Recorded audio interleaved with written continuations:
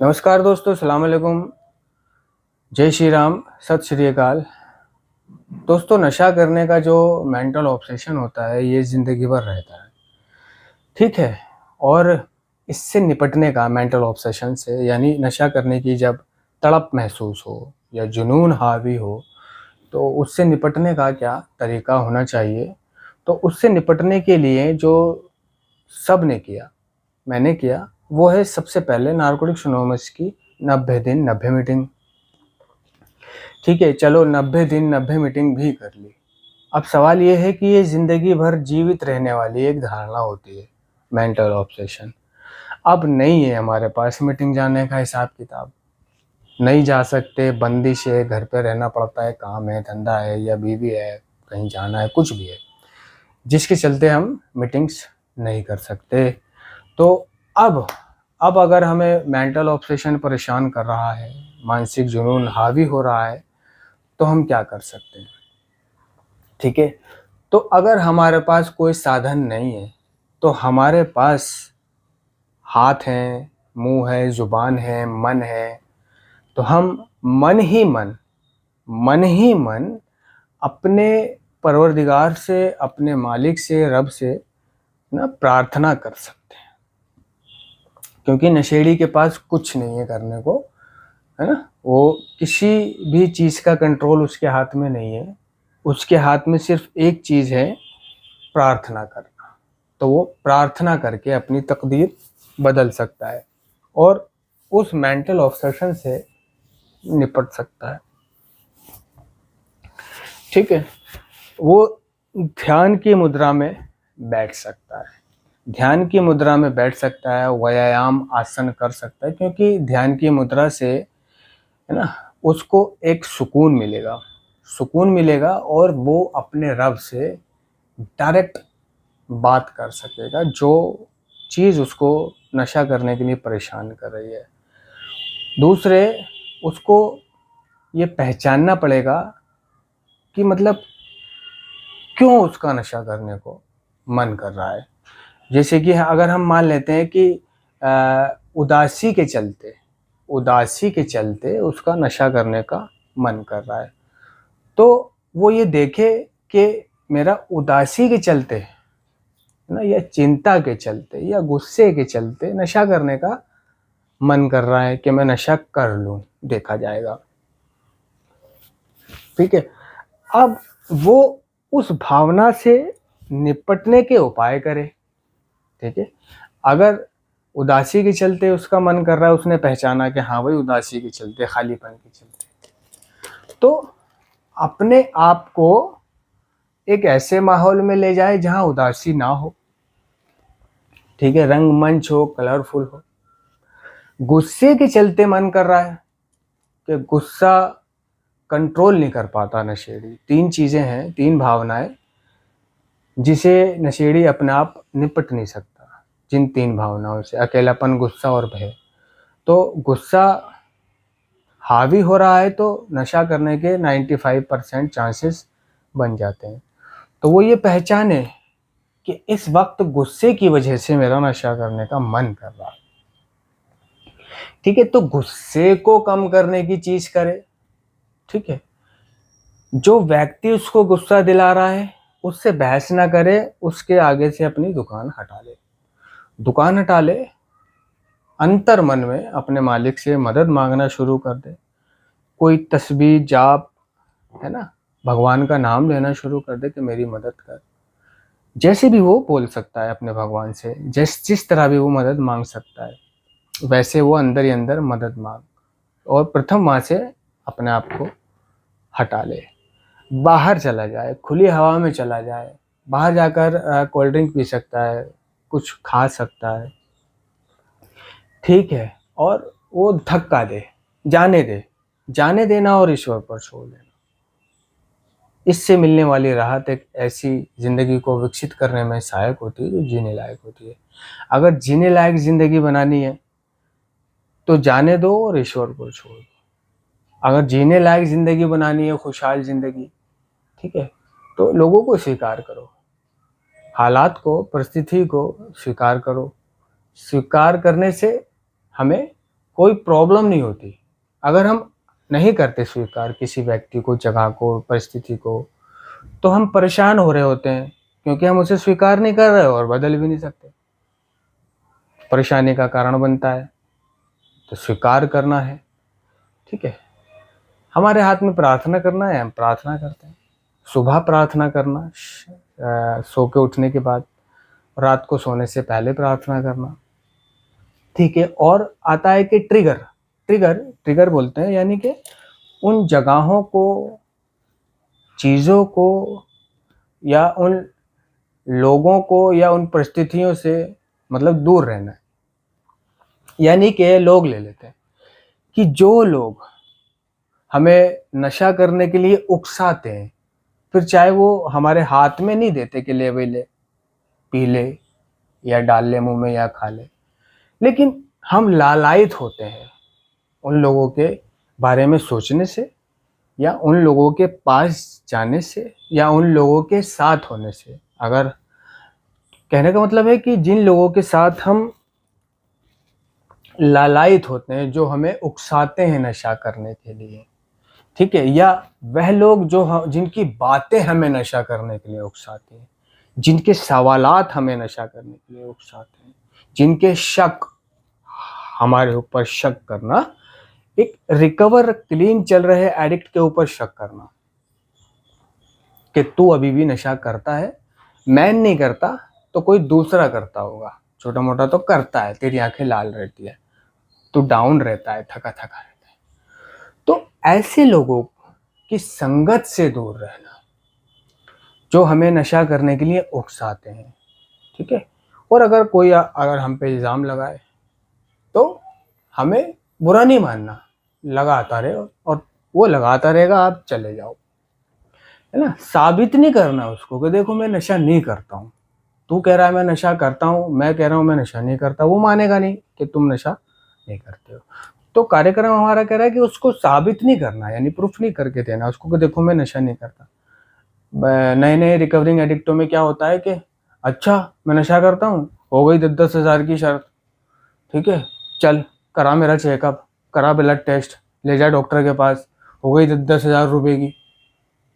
ठीक है, तो जब वो नशेड़ी शर्त लगा लेता है कि करा मेरा चेकअप, चल डॉक्टर के पास, चल हॉस्पिटल, वो जो इल्ज़ाम लगा रहा होता है झाटू, फिर नहीं जाता वो कहीं। अबे डॉक्टर के पास कौन जाए, अब ये वो, फिर वो झाटू जो होता है, इल्ज़ाम लगाने वाला झाटू, तो वो जो इल्ज़ाम लगाने वाला है ना दोस्तों, वो बीमारी का रूप है, वो बीमारी का रूप है, यानी बीमारी उसके रूप में आई है। ठीक है, जो आपको उकसा रही है, प्रेरित कर रही है, गुस्सा दिला रही है। ठीक है, और वह लोग आपके दुश्मन हैं जो आपको देखकर ये कहें तू नशा करता है, हम नहीं मानते। ठीक है, जाने दो उनको।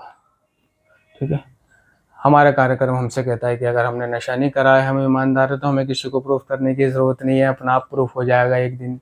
नशे से दूरी का अरसा, नशे से दूरी का अरसा अपना आप में एक सबूत है, अपना आप में बोलता है कि हमने नशा छोड़ दिया है। हमारी ईमानदारी भरा किरदार अपना आप में बोलता है। शुरू शुरू में उन लोगों को यकीन नहीं आएगा, लेकिन बाद में वही लोग यकीन करेंगे। ठीक है, और वो लोग जो तुम्हें ये कहते हैं देख करके, यार बड़ा कमज़ोर हो रहा है, पीला हो रहा है, तेरे को पीलिया तो नहीं हो गया, काफ़ी हार रहा है, तो ऐसे लोगों को अपना दोस्त मानने की भूल ना करें, जो आपको देख करके बोल रहे हैं कि तू कमज़ोर हो रहा है, हार रहा है। नहीं, वो दोस्त नहीं है। दोस्त वो होता है जो आपको प्रेरित करे, है ना, हिम्मत दे आपको। ठीक है, आपके मूड को अच्छा करे, ना कि आपके मूड की ऐसी तैसी लंका लगाए। ठीक है, हाँ, लग रहा है कि आप हार रहे हो, लग रहा है आप कमज़ोर हो रहे हो, लेकिन कहना नहीं है। अगर बीमार व्यक्ति से ये कह दो ना कि क्या बात है, आज तो काफ़ी चमक रहा है हैं? तो यार उसमें एक हिम्मत सी आ जाती है, तो वो सच में खिल जाता है और ठीक होने लग जाता है। अब तुम उससे आगे कहने लगो भाई तेरी तो मतलब क्या गाली बकूं मैं। तेरी तो भैंस चुदी हुई है, तेरी तो भैंस चल रही है, ये और वो। भाई क्या हो गया तेरे को, पीला हो गया, हार गया, मर जाएगा तू तो वो बेचारा तो वैसे ही गम में तकलीफ में, उल्टा उसे और तुमने नहीं। दोस्त वो नहीं है जो आपको देख करके ये कहे कि भाई जो तू हार रहा है, कमजोर हो रहा है, क्या है, पीला हो रहा है, खून खत्म हो गया तेरे अंदर से। नहीं, दोस्त वो है जो आपको देख करके, हाँ अगर आप पीले हो रहे, हार रहे हो, तो आपको ले जाए, खिलाए पिलाए, है ना, केयर करे, आपकी मदद करे, आपसे कारण पूछे क्या हालात हैं तेरे, क्या परिस्थिति है, ठीक है, और फिर साइलेंटली तुम्हारी मदद कर दे और तुम्हारे मुंह पे मुस्कुराहट ला दे।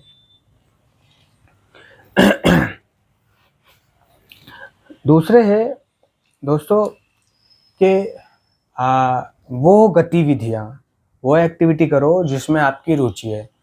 जैसे कि फुटबॉल में रुचि है, गिल्ली डंडा में रुचि है, क्रिकेट में रुचि है, कबड्डी में रुचि है, गेम खेलने में रुचि है, ठीक है।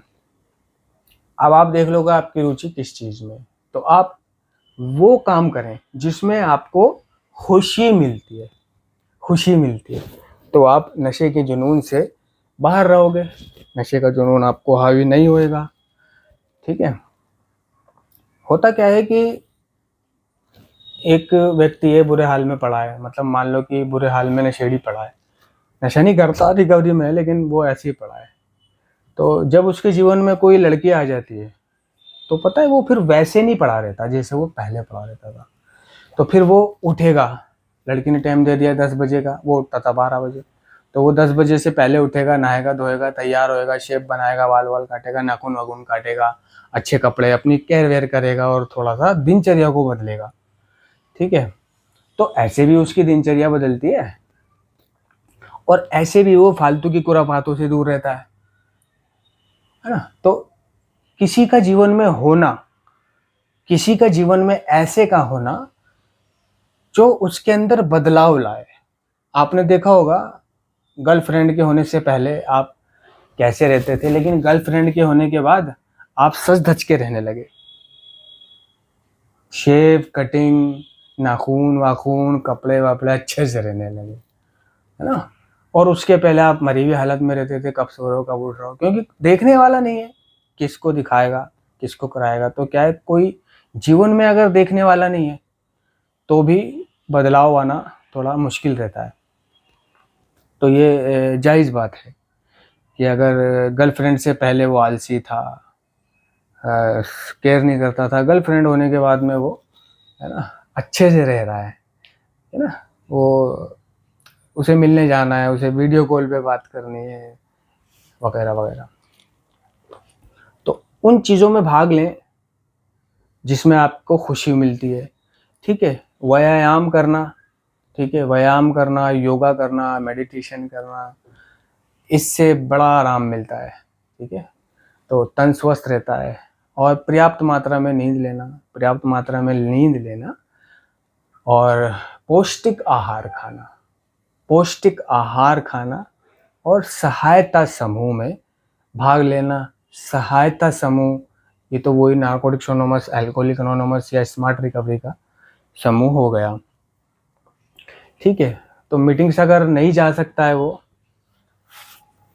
तो कम से कम वो मीटिंग्स के मेंबरों के नंबर ले ले और उनसे बात कर ले। नहीं तो ये चीज़ें कर ले जो मैंने अभी बताई हैं। मतलब ऐसा नहीं है कि बिना मीटिंग के नशे के जुनून को कंट्रोल कर लिया जाए। हाँ, कर सकते हैं, लेकिन पहले आपको 90 दिन मीटिंग करना पड़ेगा, ठीक है। और इन 90 दिनों में नंबर शंबर आ जाएंगे और अब तो ऑनलाइन मीटिंग अवेलेबल है और उन नंबरों पे आप बातचीत कर लिया करना अपने लोगों से। ये ज़रूरी नहीं है कि मीटिंग ही करनी पड़ेगी, है ना, लेकिन ये ज़रूरी भी है एक तरह से, ठीक है। ऐसे भी लोग हैं दुनिया में जिन्होंने आज तक मीटिंग नहीं देखी, लेकिन वो क्लीन है और जी रहे हैं अपनी ज़िंदगी। क्यों? खुश रहते हैं, ठीक है। अब कमाते हैं, खाते हैं, मौज रहते हैं, भगवान को छोड़ देते हैं, ठीक है, जाने देते हैं, धक्का देते हैं और टेंशन नहीं लेते, ठीक है, प्रॉब्लम नहीं लेते।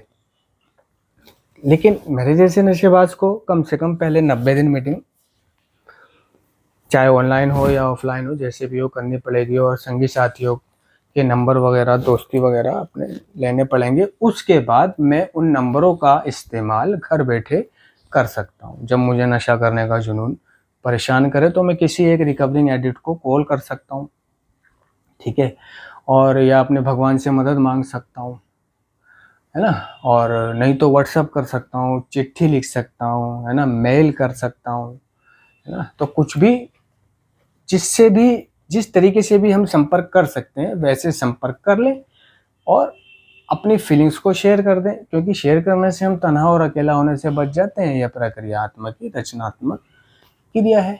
और अगर कुछ भी अवेलेबल नहीं है तो भगवान है और वो चीज़ें हैं जो अभी मैंने बताई। धन्यवाद।